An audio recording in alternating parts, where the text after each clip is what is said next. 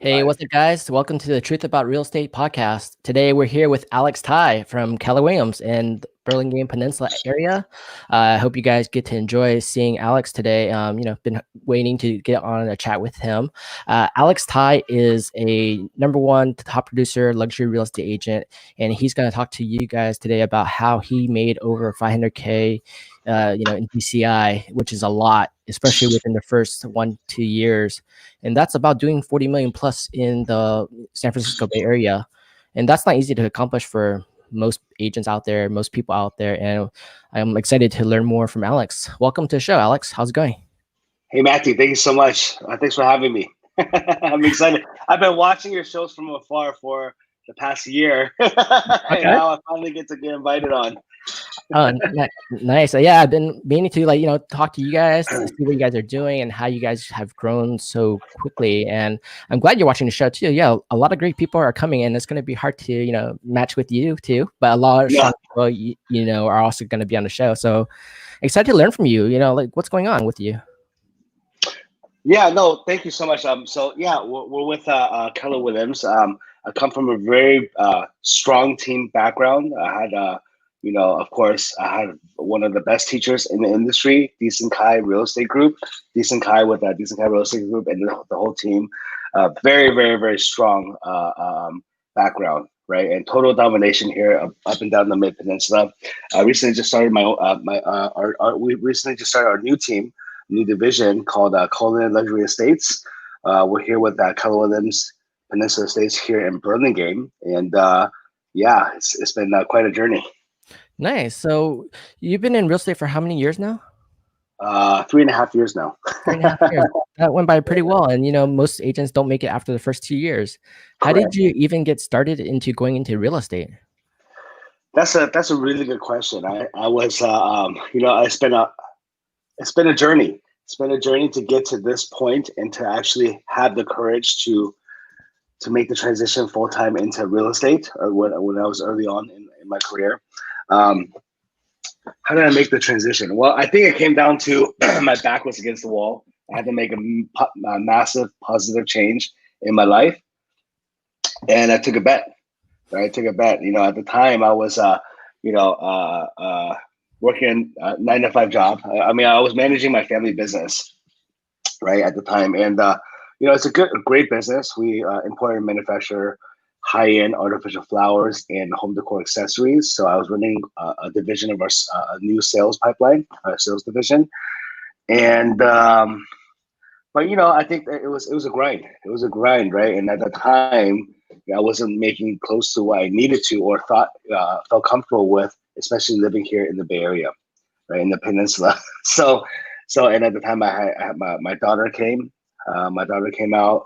And then my wife and I, we bought a house, and every month I felt like, oh, it's getting tighter and tighter. And I was kind of, had my back to the wall. So at that time I had to make a decision. I've always wanted to be in real estate. My family, we've been heavy investors in real estate our whole life. So I've been, in real estate technically my whole life. I've been managing our family's portfolio amongst my siblings, right? So we have quite a bit of experience in real estate, especially here in the luxury market. So I figured take the plunge and take the test and get started. And luckily I was able to match up and reconnect with one of my old high school buddies, which was Decent Kai. And he was it really helped change my life. Yeah. That's a great way, and I think he's a great mentor. He's done it a lot, and he's super strong at sales and knowing the market. He's amazing. He's a machine. Right? He's amazing. Yeah. Yeah, I don't even know how is he such a machine too. I gotta talk to him later about that too. Like, how do you become such a machine and dominate a market so quickly? And even though you guys are from the area, it's hard to just quickly jump in at whatever age and to build up a massive brand portfolio and have the clientele to work with too. That's a lot of fun too. And you got into real estate about 3 years ago. And then even though your back was against the wall, it's hard because you're in a family business, you're a tech guy as well. You help build a startup and you're an entrepreneur. And even though you have the background, it makes sense to jump in, but to take the leap of faith and actually do it and then start ramping up so quickly, I think one thing is, being within the right team at the right time, and then learning everything you can, just taking it in, and with your network, your family's network, the area you live in, it's not easier, but it gives you a good start off, so that way you can build up quickly, right? No, definitely. That definitely helped give me a jump start. I think, well, it really comes down to, actually, I'll tell you what, to be honest with you, the first, even up to until last year, the first 3 years really in the business, I think naturally a lot of agents, new agents, their first training, any brokerage you go to, their first training is, hey, call your friends, call your sphere, call your mom's friends, and call anyone that you know, and ask them for referrals. Right? That's like the number one rule. I actually did not do that. You didn't do that. Okay. I refuse to do that because for me, I'm a new agent. My relationships mean more to me than just a deal or asking for business. I'm also very prideful too. So I was like, oh, I'm not going to do that. But so I just put my head down. I grinded. Luckily, I matched up with such an amazing team, right, and a mentor, and I had some tremendous opportunities. So the first 3 years of my business really came from putting my head down. I did about 2 to 3 open houses a week. Consistently for 7 days straight, like for the whole year. 7 days every straight. year. Yeah. Okay. Yeah. It was crazy. But that would allow me to create a lot of opportunities to meet able, willing, ready buyers. And that through those experiences and the training that we had on the team, I was able to have trial and error, learning to sharpen my craft, and also the language and setting proper expectations with either a buyer or seller, right? And that was truly instrumental in helping my success in recent years, right? Definitely, yeah. So I think too, a couple great things you just mentioned. Like when you're starting off as a new agent and you're building up, one is putting your head down, listening and learning and taking everything in, taking the experience in from your mentors, your coaches, and trying to build off that success. Some options they say are to talk to your friends, family, relatives, everything. That's one way. The other way you mentioned is cold lead generation, which is meeting new people, prospecting, building business, open houses, doing that 2 to 3 times a day, 7 days a week. You're basically telling yourself you're creating massive opportunity every single day because you're getting to connect with people at all these open houses that you wouldn't have seen. And if you cold call them, they probably wouldn't have picked up, right? Correct. So, well, they'll pick up, but they'll probably hang up. Yell at me and hang up. Okay, but I will call them back though. That's the difference. You would call them back. That would be the difference. Yeah. Most agents would be like, oh, I'm nervous. Never mind. I won't forget it. They're busy, right? And I just ignore them. And that's good that you did 7 days a week, because even new agents don't even want to do open house 7 days a week, 2 to 3 properties a day. And I didn't do open house 7 days a week. I did 3 days, at least 2 to 3 times a week. Okay. But then I worked 7 days a week. Okay, right? Consistently, yeah, yeah. And that's the part of the hustle, right? Because in a startup, you have to hustle the first year, 2 years, 3 years, and kind of ramp it up quickly if you're going to create a massive business, right? Correct. Yes. And then how, in your first year too, what was the things so were those the keys that you think that helped you grow so quickly with the mentorship?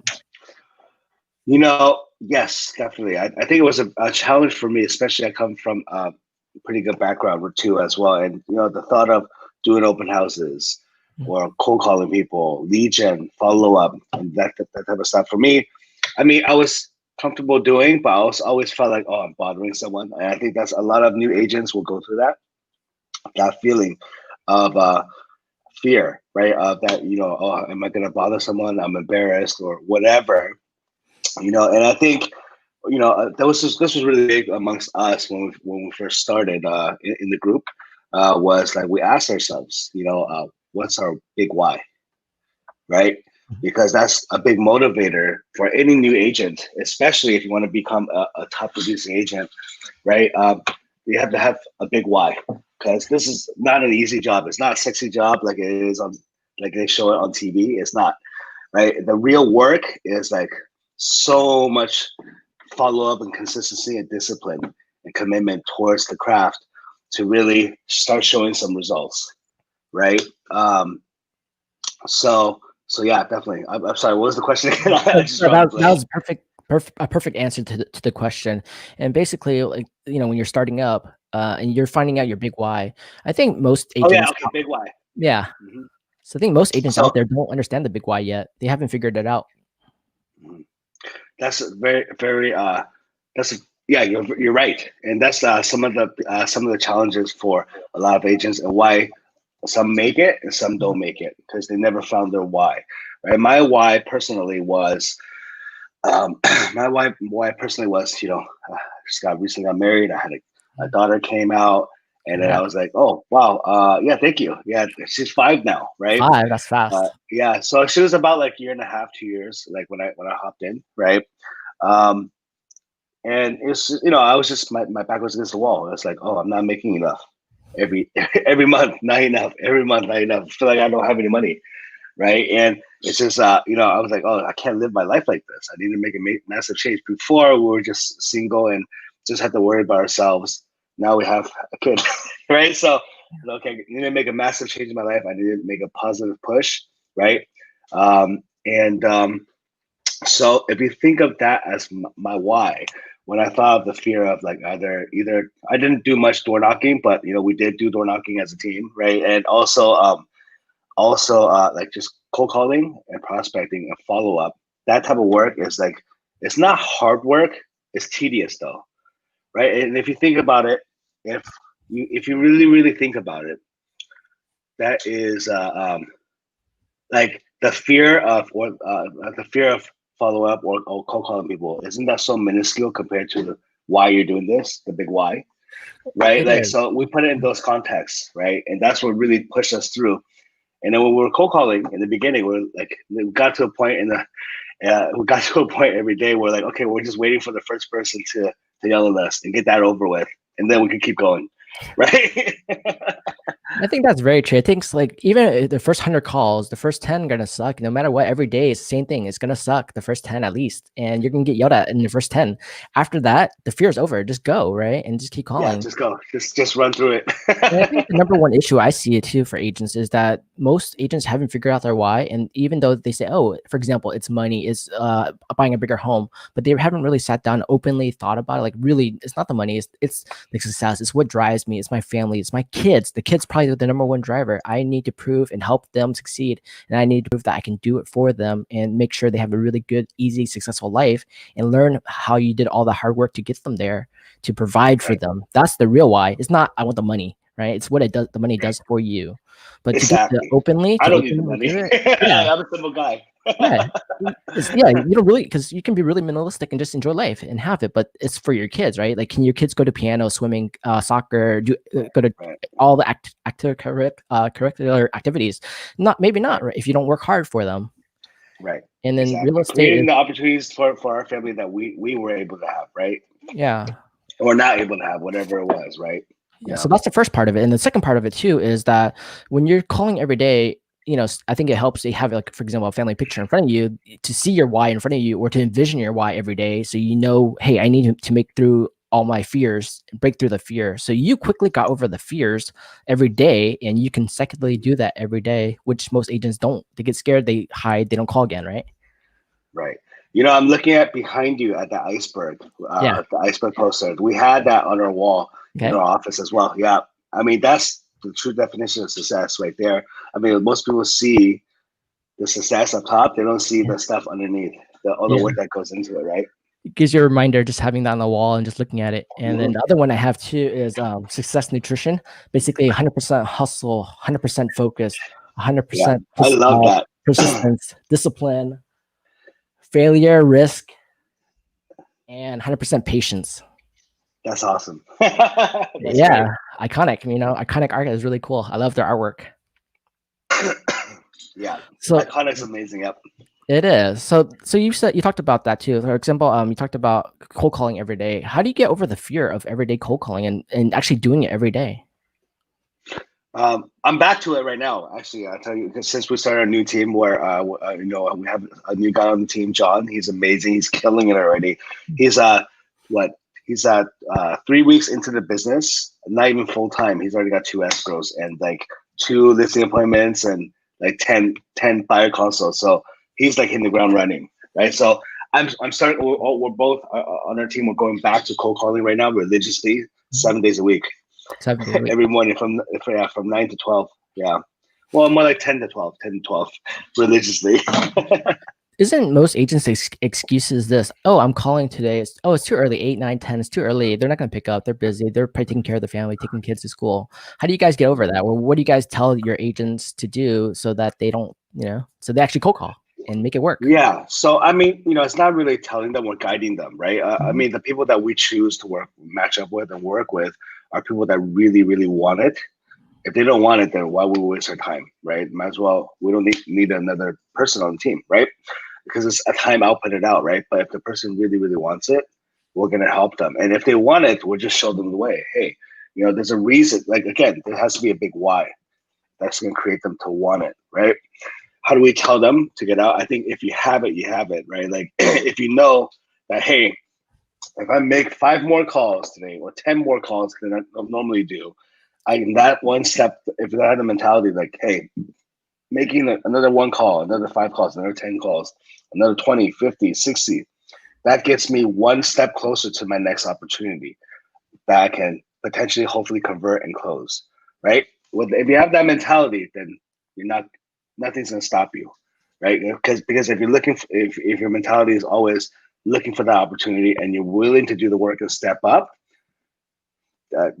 that's nothing's gonna stop you, right? You're always only gonna go up. There's so many examples of that lately, especially people that have been on your show in the past. Is all the perfect examples, right? They have one mentality, is just to go for it and look for that next opportunity, and they're always just hunting, right? Yeah, the right leaders, I think they constantly do that, and they remind themselves and they follow other great mentors and watch the top leaders in the industry do the same thing. Everyone seems to have the same mindset as a leader. Basically, Right. you got to know your numbers, you got to call, you got to know how many people you need to talk to convert to a appointment, how many appointments you need to Correct. convert to actually, hopefully, an escrow in a listing or a buyer side. But if you never know your numbers, you don't know how many you need. It could have been the next call that got you that deal, but you didn't never call the Exactly. person. And Exactly. people get scared about knowing their numbers too. I don't know. I don't understand why people get scared about knowing their numbers or tracking their numbers. They don't track.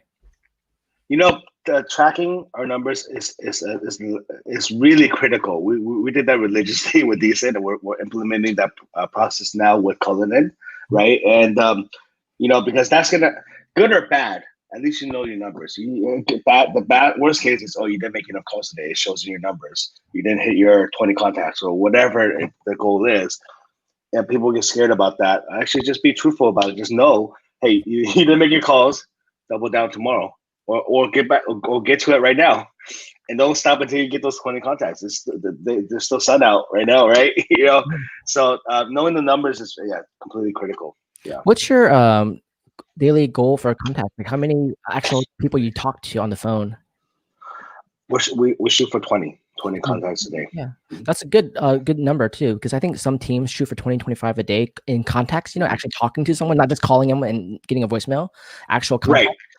And, Actual contacts, because that's the opportunity right there, right? Yeah. If you can convert it, and so those about 20 contacts, and we don't stop until 20 contacts, and then we set those appointments for later on in the day or later on in the day, a different day in the week, right? I think some agents don't even go to 5 contacts a day. Huh? I think some agents out there that don't even go to 5 contacts a day, 5 new contacts a day, and yeah, exactly. 20. So for example, if they're doing 5 only and you're doing 20, 25, you're basically doing 5x more business or even 100x more business because they're not actually hitting the number. Period. It will never work. Right. Never hit the number, right? So it's good too. You're right. Mm-hmm. Yeah, you're right when you say that, because and I didn't understand this until recently when I'm really going back to like hardcore cold calling and prospecting. I didn't realize it again because for the last 2-3 years my business has been growing and pretty consistent, and then also with open houses, right? But now there's no open houses during shelter in place, right? So how do we get new business? We got to hardcore prospect again and lead gen and cold call, right? Yeah.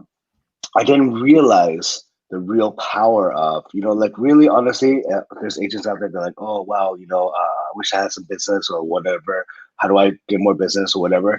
Hey, bottom line, And we're finding great results right now. Pick up your phone, just start calling. If you're doing that action and you're sharpening the craft constantly, right? Sharpening the language that you're using, and then also you're setting the proper expectations with your clients and whatnot. You're gonna have results. It's proven, like it's a fact, right? There's no reason why you're not gonna have business if you, as long as you do go back to the basics, which is just calling, right? Prospecting, lead gen. Yeah, I think most people get into business. Oh, I want to sell real estate, but really, I just want to see pretty houses, right? They're not really selling real Mm-hmm. estate. Selling the real estate is Uh-huh. actually calling. That's the hard part. Like, oh, I didn't get into Yeah. sales to cold call people. I wanted to just sell houses. Well, how do you sell a Right. house? You No, don't call no one. that is the job. It's like the cold call and like lead gen. That is the job of real estate. The showing the houses part is the easy part. That's the, yeah. Looking good, wearing your nice jackets and your shirts, right? And just showing those beautiful Millbrae, Burlingame, Hillsborough homes, right? That's the Right. job. Right. It's not the calling. The calling doesn't Right. do nothing. Now the Well, calling does that's everything, right? Yeah. yeah, you're right. Because before I got to real estate, I thought it was really going to be like that show, $1 Million Listings. Yeah. And when I got in, oh my God, how wrong was I? It's completely different. They're not showing you the behind the scenes actual work. Yeah, yeah. So that is part of it. So when you're calling and you did all that, and now you got to the contacts, and then that's part of your first part of the business is cold calling. What else were you learning too, especially in your first year of real estate besides calling? Great. Yeah, no, thank you so much. So besides the act of calling, right, we'll talk about sharpening the craft. Mhm. So amongst our team, my first few years with Decent, right, we did every morning we did a call. We had a morning sales call at 8:45 for about 15 to 30 minutes every day, Monday to Friday. That call consisted of setting goals, personal goals for yourself for the day that we tell to the team and hold ourselves accountable. The other part of the call was always scripting and role playing. Hey, what type of challenges are you guys hearing lately when you're talking to clients? Or what kind of objections are you getting or rebuttals? Great. Okay, let's do some role playing around that type of scenario and that rebuttal. So we'll work on objection handlers and scripting and role play together. So that's a really important part of the growth. Really helped me with my growth. I got a lot more comfortable after a year with my rebuttal objection handlers and script role playing, right? And so that is that for me as a new agent. I was pretty timid, and I was like, didn't really put myself out there too much, and I was just learning the business. I pretty much emptied my glass, and was just like trying to learn as much as I can, right? And yeah, definitely scripting, role playing, and objection handlers is a critical part of, because you can, like, doing the work, you'll create opportunities. How can you convert? This step will help you get better at converting. I think that makes sense too. And when I talk to people, team leaders throughout, I hear that the same thing.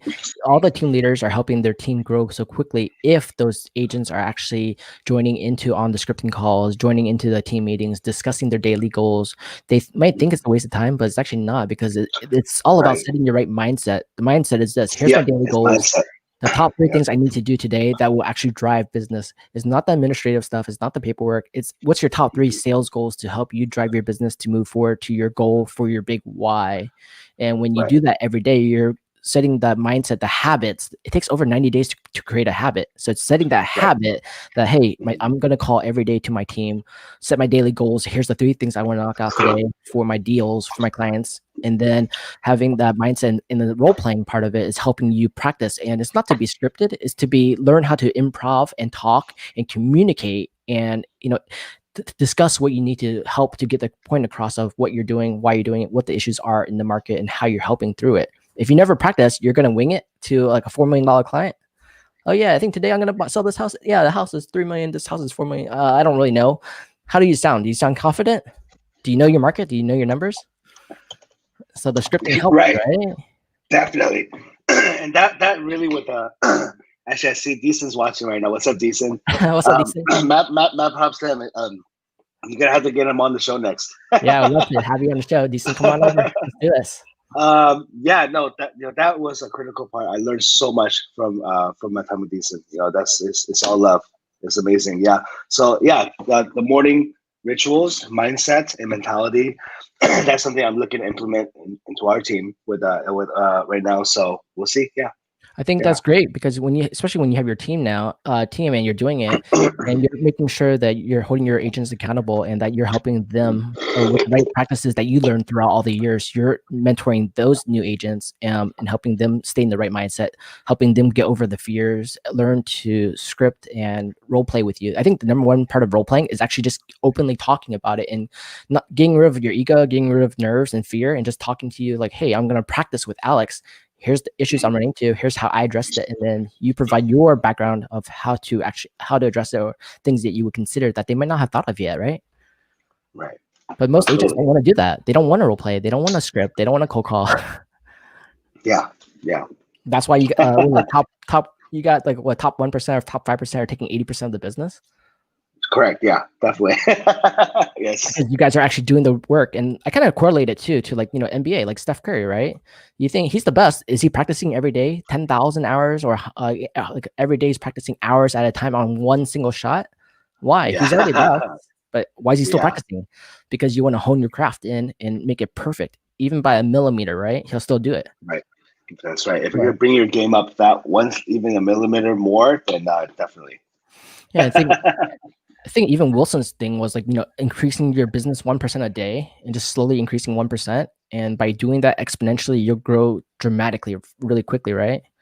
But most people don't think about increasing their business or practicing or honing their craft. They're just kind of like winging it and going by and trying to get the next deal and just hunting for the next deal, but not really building a real successful operations business and building a Right. organization, right? No, totally, totally. You mentioned Wilson previously. Yeah, that they are a team to model after completely. They have the highest respect for them and what they do over there. Their structure and discipline for what they're doing is like, truly, truly amazing. I think hopefully one day I could be like them. Yeah, I love what they're doing. I love their model. I love how he's like being really organized, really specific, and knowing exactly what the best practice is for per person. So he knows exactly how Yeah. to take the best of everyone's ability and help them focus on what they do best and get rid of the rest, so that they can really become really grateful at it. Like, you look at Jenny Locke; she's killing it, right? You Dude, know, she's a beast. she's the Jenny's a beast. yeah. I don't know any other person like her besides you and Decent, like that are and Wilson, that are super beast, right? Eric too. Eric Chu's a beast too. Eric Chu's a beast too. Yeah. He's my partner actually with Colin. Yeah. Yeah, he's a beast. He's a beast too. So, Hmm. like, that mindset, that takes great leadership to help people to get to that level, just like you guys, right? Hmm. That is Yeah. amazing. No, no, definitely. I think in terms of the leadership part, I'm definitely uh, uh, I'm learning more about it every day. We're not. They say there's natural born leaders, but I think I truly do believe that um, it's anything you do in life. I think you have to constantly challenge yourself to grow, and that's one thing. I've had tremendous growth since I got into real estate. Every step of the way, I'm like, constantly challenging my comfortable zone and where I'm comfortable. It's all constantly challenging it and breaking through that barrier of my limitations, right? And so each step of the way, I look back like, oh wow, a year ago I would have never imagined that this to be possible, or that this scenario to be possible, or me to be in this position or whatever. But you know, um, I think so in terms of leadership, that's a part I'm looking forward to growing on, right? And I love the feedback. I would love feedback along the way, right? How to be a better leader, right? Yeah, I think it's good to be. I think number one part of being a really good leader, and I think like Gary Vaynerchuk says, is that you gotta be a listener to be the number one leader, and you gotta work with your Right, team and not just be in front of your team, but be beside your team and help right, push them and motivate them and guide them and figure out what's their fears and challenges and help them break through those, because most people have a lot of fears, anxiety, and just can't break through it. But you did, and so did other leaders. They broke through it, and helping them guide them to be successful just like you are is right, the biggest challenge, right? how to right, how right, to right. do that and share that voice. But when you do that, they totally support you. They totally will work with you, respect you, and help grow with them. So that's the fun part. That's actually the fun. I actually was mentored That's all the my life. that's the Yeah. yeah. I see you're a mentoring coach. That's the one thing that's the most rewarding part of now I'm seeing is that if you're able to help mentor people, lead people, and guide them, and they become successful, that's to me is actually much more fulfilling because then you're honestly helping changing someone's life, and you have an impact on that. And that, I mean, you've been doing this for years, Yeah. right? I'm starting to see that was really rewarding. It's a lot of fun. It's hard work. It's a lot of fun, but when you can prove it and show it and showcase multiple people doing it over and over and over, that means you created a successful platform, systems, processes, and help them break through barriers that can make them stronger. And hopefully, most of them can make it through it. Not all of them can. And we're talking about that last week with Ulysses. That hey, it's like Marines, like a Navy SEALs. There's if you're going for Navy SEAL look, like you guys are kind of like Navy SEALs. You're taking the top 1%. You're taking the best, and you're breaking them to make them the strongest out there. Where you go to army approach has like hundreds of thousands of people and you train them up to be strong, right? And as a team together, they're super strong, you know. So Talk about the military. You know, you're right. I just finished the book "You Can't Hurt Me" by David Goggins. Have you heard that one not or yet. I read gotta that one? check it out. Yeah, I gotta check it That out. that one it really relates when you're saying mentioning the military and the Navy Special Forces, the top 1%. Like what it takes for them to get there is mind boggling. Yeah. It's mind boggling. We can't even compete. We can't even relate on that level. But yeah, I know what you're saying. It's the exact same thing in a different industry. That's all it is, right? It's the mindset, and it's pushing people to Mindset. break Yeah, through and get to where they really can get to if they're can do it. And that's just finding the right people to do what you just were talking about. that's awesome. Yeah. So then you have lead generation, then you have a cold calling, scripting, training, mentoring. What else were you guys doing in the first year, especially to get out there and get to actually get deals in and do it? Well, like I said, I mentioned previously too, right? Open house opportunities are critical towards the small amount of success I've been experiencing the last few years. Oh man, okay. Small compared This to we're most, gonna keep going. We're gonna keep going. yeah. We're gonna keep going. But that was a critical factor to some of our success, right? Open houses, like I said, Eric and I, we were doing open houses about 2 to 3 times a week, whether it was a twilight open house during the weekday on the Tuesday or Thursday night, right? Working with lenders to set up a nice twilight event to invite the whole community. We would circle door knock in the neighborhood, invite the neighbors ahead of time, a few days ahead. We would do Friday night twilights as well, and then Saturday, Sunday from like 1 to 4, consistently, like every weekend, right? And that activity and commitment to the time and effort, right? First, when I first started doing open houses, I was okay. I mean, I was very green. I didn't know what to really say to people when they came in. I didn't know. I just knew that, hey, I want to be personable. I'll go greet them, right, and whatnot. But as I started sharpening our craft, that's another craft to sharpen too. Open houses, you just see like people like decent at open houses. They're like he's a beast. Like he's just like a magnet. People just like attracted him, right? And that's what we all started to become, right? And we all started to have our own versions of that, where we would attract certain types of clients walking in, really connect with them on a high level. Then we would do massive follow up with them, setting proper expectations. Even meeting them at open houses and setting and building a rapport in that short, like 2 to 5 minutes of time that you get to meet with them and interact with them, to be able to gain, show value. Number one, show value to them so that they will think about you. Number two, setting an expectation that you're going to follow up with them this coming week. Number three, setting an expectation when I follow up with you, we're going to set a appointment to meet in person or on Zoom. One lately is Zoom, right? But back then it was, hey, come to our office, let's talk, right? And setting up that buyer consultation.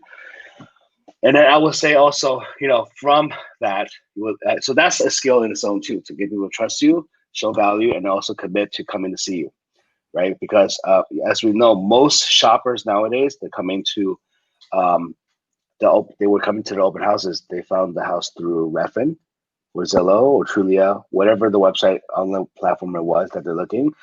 And most buyers and clients right now, they're really not that committed to any one agent. Yeah. Right.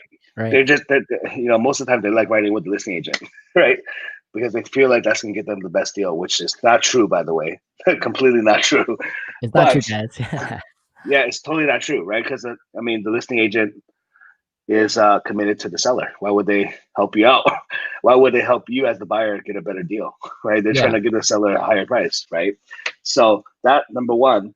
Number two is that they always shop around for the best deal with an agent, right? So to be able to convert them and commit them, get them to commit to coming to meet you for a consultation in the office, every step of the way along the whole funnel of like the whole process with a certain individual client is setting the proper expectations and also getting them to commit to micro commitments to you every step of the way. Before you know it, if you're doing it all correctly, if you could do it all correctly, then you can have a higher chance to convert, right? So that's a great point. You're speaking about conversion and helping people connect with people and creating a relationship within 1 to 2 minutes. And a lot of people find that challenging because they don't know what to say. And I think not knowing what to say is because you haven't been scripting, practicing, dialoguing with your team to understand how to have a conversation regarding whatever property, topic, or whatever to make it work. But when you actually do that, you become more comfortable, and then you learn better how to speak and engage and connect with people. Finding the relationship within 1 to 2 minutes isn't hard. It's more like just the way you approach it, what you say, how you act, and like what you can learn from them and how you can help them achieve their goal. But if you just say hi, you don't let them walk by and that's it, then you just lost your opportunity. Your first impression is, are you going to connect with them, right? Right. I mean, I always thought it was weird. Before I got into the business, I would occasionally go to open houses just to drop in on the weekends. If I see something along my path where I'm going, then I see an open house sign, then I'll stop and I'll pop in. But generally, I mean, what I've noticed in the past, you walk in, no one really greets you. I mean, they kind of nod their head and like, hey, how's it going, right? But then that's it. Yep. And I'm just walking by myself, around the house, and then I leave. It's very casually, like I leave, and they're not trying to, capture me for my information or engage with me and find out what it is I'm looking for or whatever. And I always thought that was kind of weak, right? Yeah. Like there are agents like that are like that. It's like, why, what are you doing here then? Right? You're here for a purpose, right? It's You're coming to my office, right? Yeah, totally, So my open house. This is my open house. This is my office. You're coming into my office to check it out. I'm here to show you around, tell you all about it, and help you and connect with you. And by the way, how can I reach out to you afterwards? To give you more information. Right. Exactly. But no, I'll sit on the couch, look out the window, look at my phone, look at my laptop, and not even pay attention to you walking by me at my office, right? Yeah. So I get that too. Like I go to open houses and I see them. They're just sitting there, or they're not even paying attention. Or they're outside talking to their friend. I'm like, really? Okay, I'm here to buy a house. And you want to go just talk and hang out? So connecting with people, it is an art in itself to be able to do open houses, to be able to convert really well. And like you said before, when you're doing 2 to 3 a week, you got to learn to connect really quickly with people and build a relationship within that 1 to 2 minutes. Most people say, yeah, I'm already working with agent. That's just the default result, default answer. So then you have to know how to break those barriers. And learn how to poke holes in the story and challenge them and make them really think about what is it that they're doing. Right? There are clients. Yeah, exactly. You're right. And sometimes they think, oh yeah, that those persons are busy. They're looking like they're busy. Well, you're coming into my open house, so I'm here to help my seller provide value to you. If you're acting busy, I'm still going to talk to you. I'm still going to say, hey, make sure you check out the bathroom, kitchen, the luxury, whatever, and let them hear that I'm actively selling the property and giving them information that they wouldn't have thought about pretending to be busy, right? Right. So that is the art itself. And even with that too, like you're probably really good at capturing people and then getting their information and following up with them afterwards, right? Yeah. So that like we were talking about that. So open houses and converting, getting those commitments for the next appointment. That's like a skill, connecting and getting the trust that way. Next step along the way is getting the appointment. When you're in the appointment, what type of expectations you're setting with your client to get them moving through the funnel of where are you looking? What's your price point? Okay, is it realistic? Here's the neighborhoods and pockets that you're looking. Here are the price points in those neighborhoods. You're probably more like right here or wherever the price point is, right? Setting the proper expectations and then also getting them ready for getting pre-approved. A lot of the clients that are at the open houses, they aren't actively pre-approved, right? Maybe they got pre-approved 2 years ago or a year ago, right? Or whatever it is, but they're not ready right now, right? They don't have their finances aligned, right? So that's also setting an expectation to get there, to get the pre-approval done, and then set it before everything ends, before the meeting ends, also setting the next expectation of the next appointment of going to see properties together once you get pre-approved.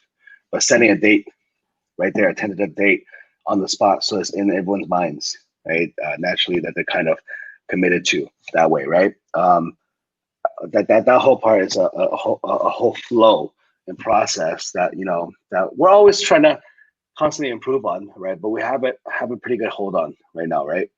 Yeah. So setting micro commitments is one of the key too that you just mentioned earlier today. Micro commitments so that they agree to meet you, they agree to go the next step, get pre-approved. They're saying yes, yes, yes, and yes over and over Yes. to the things they need Right. to do, but that's actually helping them in their mindset to, hey, I actually want to buy a house. Here's the reasons, here's the goals. I want to sell my house. Here's the goals. You're walking them through that process and also committing to you because they're committing so much with what you're doing with them. They're committing to you to work with you, and they appreciate that you're actually helping, while others might just say, okay, well, yeah, come meet me when you have time, maybe next week. But by defining a specific task and having them commit then and there, you're having them agree upon, moving forward with you, right? Correct.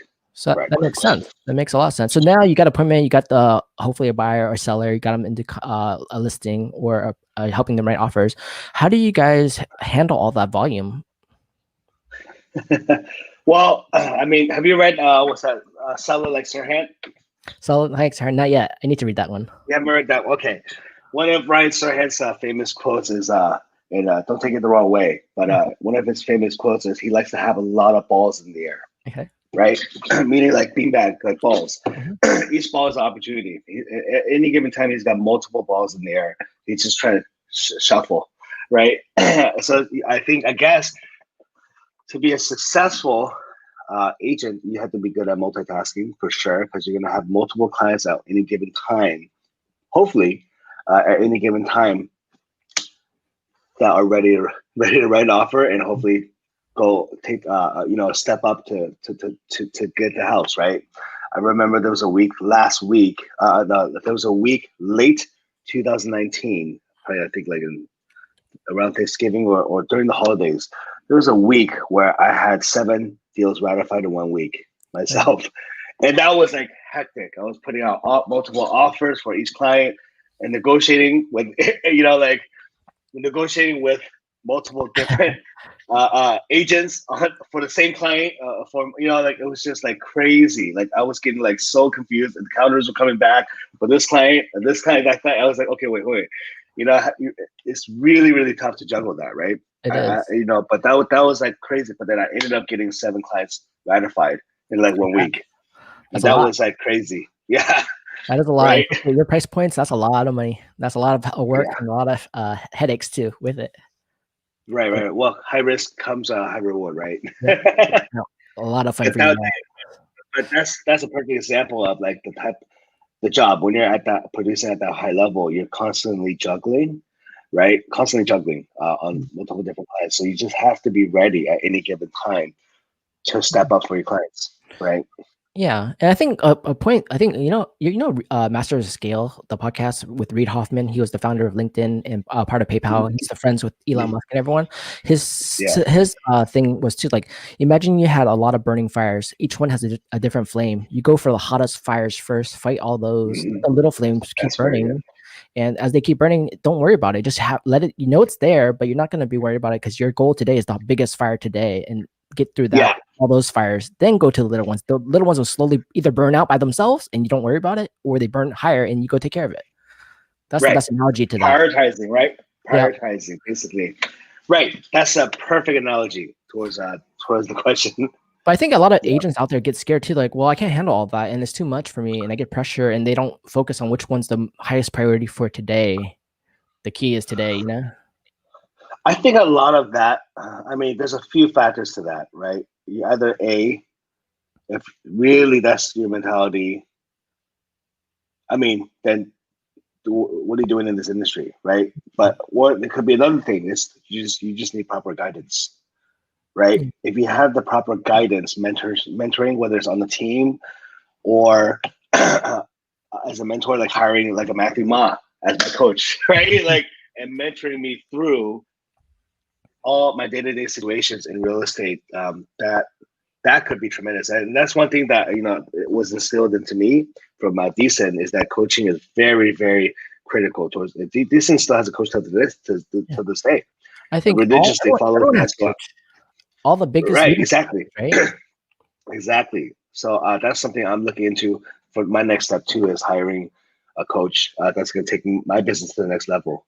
Yeah, you'll hire me as one of your coaches. I'll be your tech consultant coach, Right. Perfect. Yeah. Yeah, exactly. And even Yeah. like Awesome. Tony Robbins too, they have coaches, and then even those guys have coaches, right? It just you always need someone there from a third eye perspective to say, hey, have you thought about this, this, and this? Why aren't you doing this? What's the reasoning? And here's how you do it, solutions with it. And Mm-hmm. it makes you stronger, because even Steph Curry, does he have a coach? Hell yeah, he does, right? Oh, yeah, for sure. Yeah. For Yeah, sure. he's still the best in the world. Doesn't matter. You still need a Right. coach. You're not That's gonna right. see That's everything right. behind your back, right? Mhm, So that matters. definitely. Okay, so you have, that's basically, is that how your first year you went? Like you That's started how my first learning. year went. Yeah, it was just like straight learning. I kind of emptied my glass and just like I was just trying to be a sponge because I'm learning from the best and one of the best in the industry. Really, really aggressive, and the energy was on the same level. So I was just like, go, go, go! Right? All of us were like, go, go, go! We came built up to a certain level, and we just kept growing, and the platform got bigger and bigger.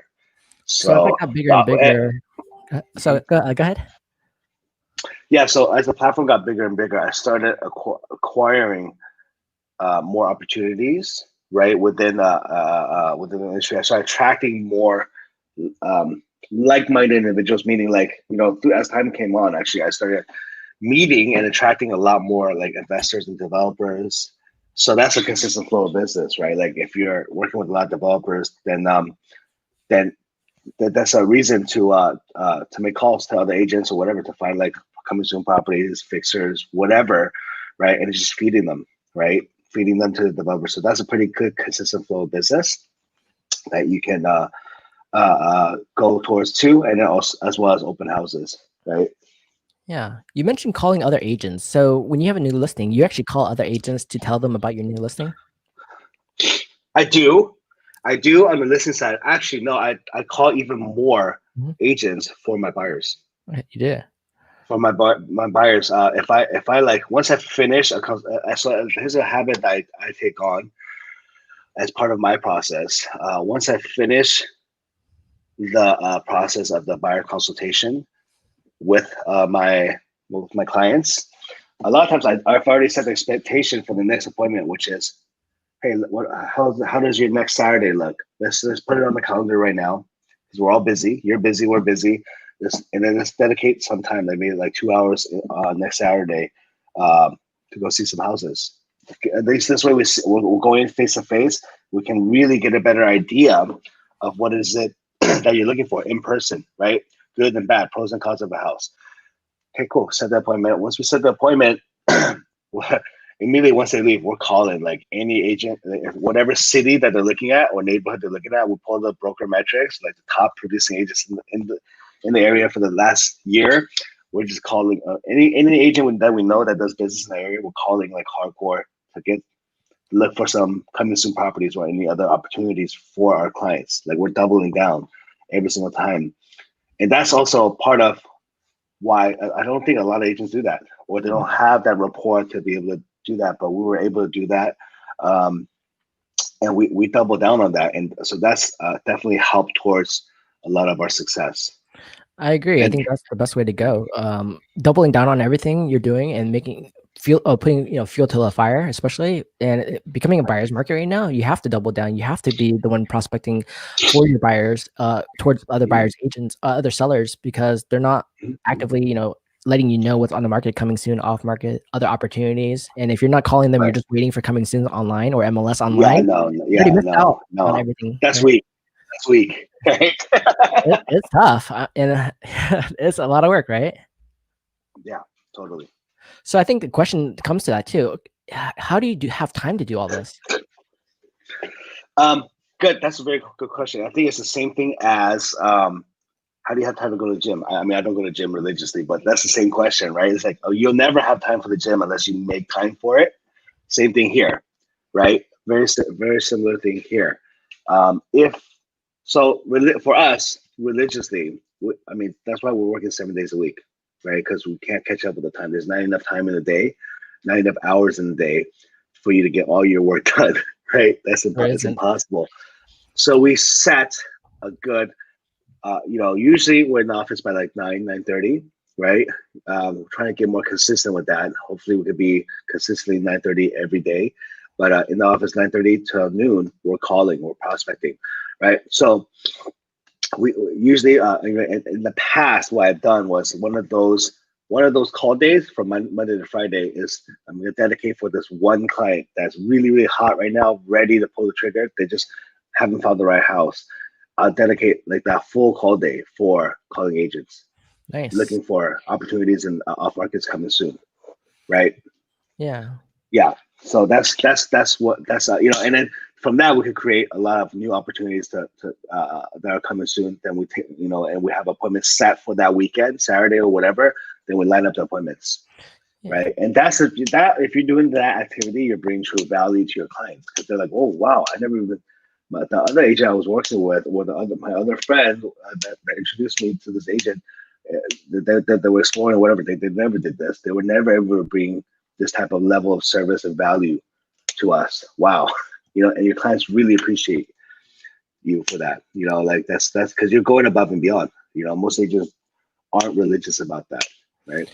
Exactly. I think that's one of the reasons you guys are one of the top 1% is because you actually religiously have a really good mindset, really good goals, and really good strategy. And you guys are actively engaging and doing the work that needs to be done, but most people don't do it. It's because it's really hard, really time consuming, really tiring. And you have to do it and know your numbers to prove the results to make it happen. But you guys have shown massive success because you're actually doing what all the leaders out there tell you to do, but you're doing it. Most people don't do right, it. Right. Yeah, it's so easy. It's actually not sophisticated or like complicated work. It's not, but it's tedious. But do you want to do it or not? If you do it, you have a chance to make some money. If you don't, hey. That's pretty much it. I think real estate is not complicated. It's just being really diligent, being a really good mindset, and actually executing. Executing is the number one part of real estate. Knowing how to execute and knowing who to work with to execute your plan to make it happen, and learning from the best. That's all it is. Right, and we're constantly learning because we're working at a very high level. So we look, the people all of us, Eric, me, Decent, like all of us, the people we look up to are all the big OG agents that have been in the game for 20, 30 years that are like total domination. We're going for that. That's the level we want to be at. And, little by little, I'm sure we'll all get there. Exactly. I think, don't reinvent the wheel, just follow it and just slowly incrementally improve it, right? It's different age, different generation, but the same mentality. Get to the top as quickly as you can, get to the top and follow the leaders, right? Cool. Before we head out, I know we're almost about to wrap up, but I actually want to show a clip and ask you a little more questions. Let's show this. Hey guys out there, check this out. This is one of the projects. You want to tell us a little bit about it before we hit play? Yeah, no, this is actually one of Decent's clients. This property was a really special property. It's 370 Loyola. 360 Loyola Drive here in Millbrae. This property was a burned down house in Mills Estates. The house had massive fire damage, so you can't even get a traditional lender to finance this type of purchase, right? So this property was bought off market, all cash, for $2.7 million as a burned down house. Wow. $2.7 million. So the beauty about this property right here, if you turn around, you'll see in the video too, like if you turn around and sorry, one moment. If you turn it around, yeah, we can press play. Let's check it out. Yeah, for sure. You'll see the massive views. Just started in the early stages of construction on a new property now in the same neighborhood, a block away here in Mills Estates. This property is about a month and a half away from completion. This is going to be something very, very special. This one's on the market right now. He's selling it. He's getting a lot of traction on this property. Months or so. My partner Decent's High is here. He's going to help open the door. Take us Hi, how are you? My name is Decent. Welcome to our upcoming listing here in the Wilson State area. Come on in, let me show you around. Before we actually start, I mean, look at the ceiling height. We're talking about 13 foot. Imagine when you come in, this is a foyer. It is beautiful, modern, any artwork you like. Right there, that's a deal. That's amazing. I like that. Yes. Cool. So that watching that video is really cool. I see what you guys did and how it changed from the beginning to afterwards. It's like it's an amazing property out there. Yeah, there's like, so we like to do those before and after videos to show, to show people like what is it like working with developers from start to finish, right? From like even to identifying properties that have value add potential, to negotiating and getting it into contract, to closing, and then also the permitting planning process, gutting it and rebuilding it, and what the finished product will look like, right? Yeah. So yeah, that's amazing because you gain a lot of experience from seeing from start to finish and having those investors and developers to work with. And by doing it over and over and over again, you're creating a massive business anyways, because on average, they're going to flip how many properties, how many times a year, and how many if you have 7 investors, developers, you're going to have constant flow of business, and you're going to drive a lot of new listings and new buyers from these deals. And you guys are building amazing homes too. Yeah. So it's not easy to find. I would love to live one of those one day, right? It's like, yeah, it's crazy. Nice. We'll be there soon. We'll both be there soon. Don't worry. Exactly. So that's the plan. So right now we're about to wrap up, but I actually want to bring you back again. Next time we'll talk more about like investing, talk about development, talk about flipping houses, and just growing your team and the things that you're going through and the challenges and then the goals. I would love that. That would be an honor for me. Thank you so much, Matthew. Really cool. So how do people reach out to you? Well, you can reach out to me, alex@colidenluxury.com. My phone number is 650-773-2321. If anyone has any questions in real estate or thinking about getting into real estate, whatever limited knowledge or experience I have, I'm happy to share. I'm so grateful that I'm in this position where I can really excel, and and for me, I'm totally grateful for that. So if I could pay it forward and help someone that really, really wants it, I'm here to help, just like you, right? Like we're just we want to pay it forward, right? Exactly. I think that's one of the great things about real estate is you can actually pay for it. You can actually change so many people's lives in real estate and help them all across the world and just showcase what you're doing and the successes you guys are building. And people want to partner with you, refer you business, work together, and just do deals, right? And help people. And that's the fun part of it. That's the art of real estate. Definitely, man. That's the real thing. Is if you can, the money part is like the very initial thing. Goal that you're thinking about when you get into real estate. But now at this stage, if you can, when you're starting to get a little bit of that already, if you can give back and help, because someone outputted for me to help me change my life, and I'm so grateful for that. Then if I can output that for someone that really wants it as well, that for me is truly fulfilling. Like that really means something. Okay. Perfect. That about wraps up, guys. So for everyone out there, check out our podcast on the truth about real estate and events and more at matthewma.com or on Apple Podcasts and everywhere else. And we'll see you guys soon. Thanks so much. Thanks, Matthew. All right, cool. Stay on. Bye-bye. Bye, guys.